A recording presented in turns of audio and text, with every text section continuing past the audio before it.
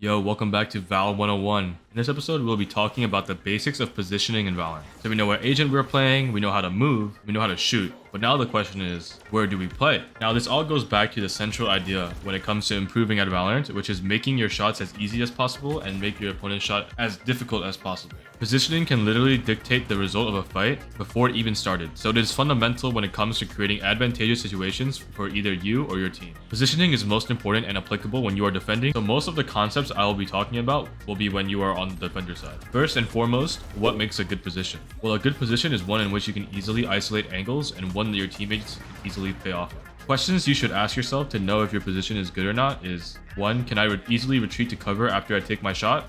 2. Can I be easily traded if I die? Or can I easily trade my teammate if he dies? If the answer to both of these questions is no, then it is a terrible position to play. If the answer to one of these questions is yes, then it's an alright position to play. If the answer to both questions is yes, then congratulations, you found yourself a great position to play. This is because by answering yes to both of these questions, you've essentially created a setup where you and your teammates can play complementary positions that make both positions stronger instead of mediocre. Now, if you are playing a character with a get out of jail free card like Jet or Chamber, you can afford to play what would normally be considered a terrible position or mediocre position and turn it into a great one. This is because if you have a get out of jail free card, you can completely ignore the first question since you will be able to retreat easily with the press of a button. So for example, playing this cubby on bind A short would be an alright position if you are playing a character like Brimstone or Viper, or essentially any character with no mobility abilities, because you can't fall back to a safe position. But you can be easily traded by a teammate playing in U-Haul. However, if you are playing a character with a get out of jail free card, this position becomes a great position to play, since your teammate can still peek off of you, but you aren't at such a high risk of dying in the process compared to if you were playing an immobile character. That's why if you're playing Duelist or Chamber, you should be playing more risky positions than your non-Duelist counterparts. Going back to the A short cubby in U-Haul example, the Duelist character should always be the one playing in the cubby, while the non-Duelist character should be the one playing in U-Haul. This idea is especially important when considering when to play off angles. Off angles are angles that are less common than standard angles, and therefore can catch your opponent off guard.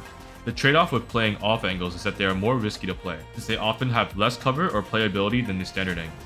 Off angles can vary from not completely tucking into a corner like this, just playing completely out in the open.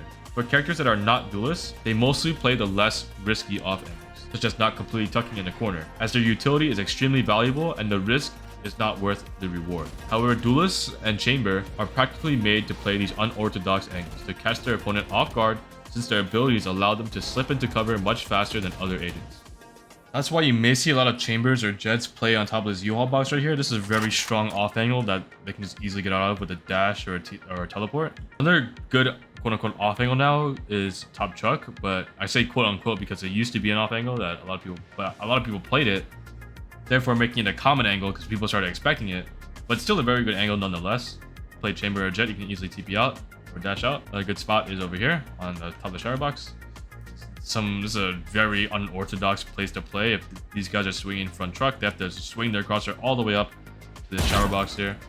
And it's very difficult for them to do that, so you'll probably kill them by the time they even get to your head and just TP or dash out real easy. If you watch pro games or like streamers in general, you'll see that they play these off angles a lot of the time, so keep an eye out for that and add more to your database as you watch.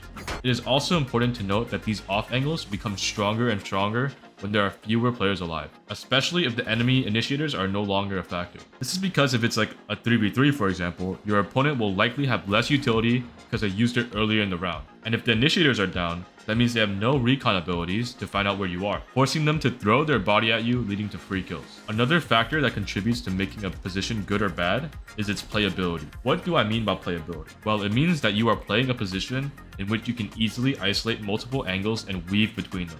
This triple box on A site bind is a great example. You can easily isolate the enemies coming out of showers or the enemies coming out of short while never being exposed to both at the same time. This is what I mean by playability. You want to be in a position where you can put objects or walls between you and the angle that you are not focusing on. Alright, now that we covered what makes a bad, mediocre, and great position, let's move on to a couple of key rules of positioning that are essential to not throwing or winning rounds.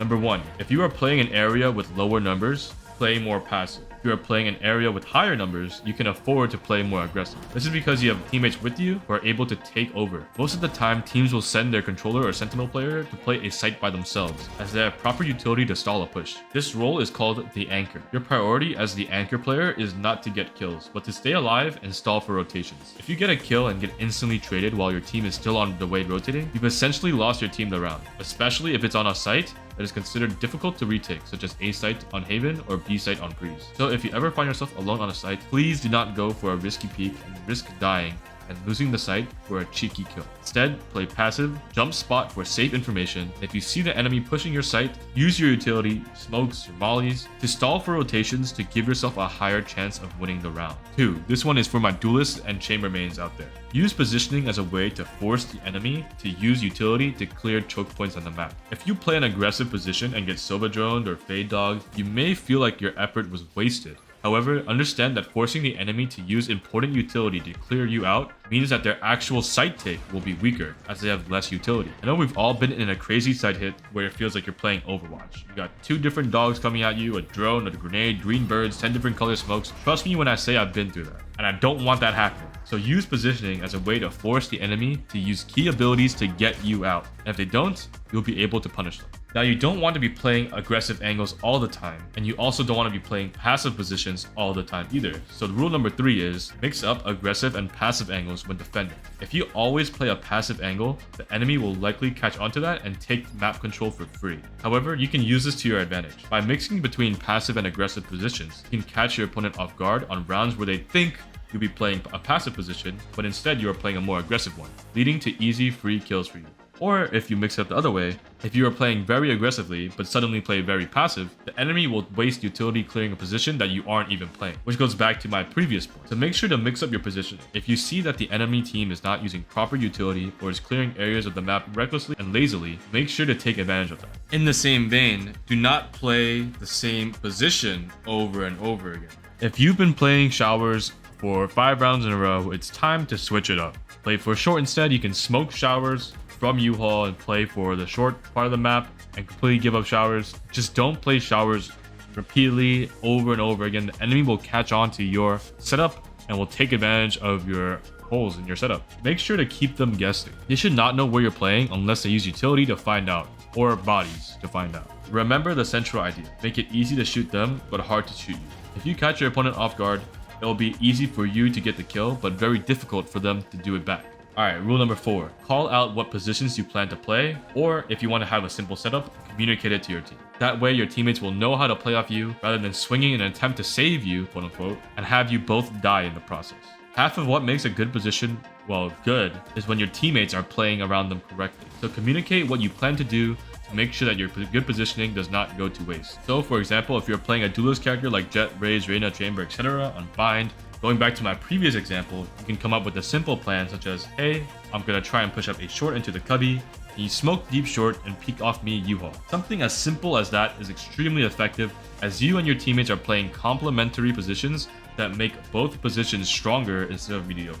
Alright, so that covers the basics and fundamentals of good positioning. Understand that where you play is just as important of a factor as your aim. Having good positioning will not only make your life easier, but also your team's life easier, as you are easier to play off of and maintain map control. In that sense, Valorant is a lot like chess, where you want to have your pieces defended and tradable if they are vulnerable to an attack. Thanks for watching, and I hope you learned something from this video. If you did, like the video to let me know. If you have any questions or any specific topic you want covered, also let me know in the comments down below. I'm adamant on uploading a video every week, so stay subscribed and turn notifications on to know when the next episode is up. Until then, take care. Nate Goyard. Stay with me, little bitch. Yeah, you know that I'm your man. You be capping like a snitch. No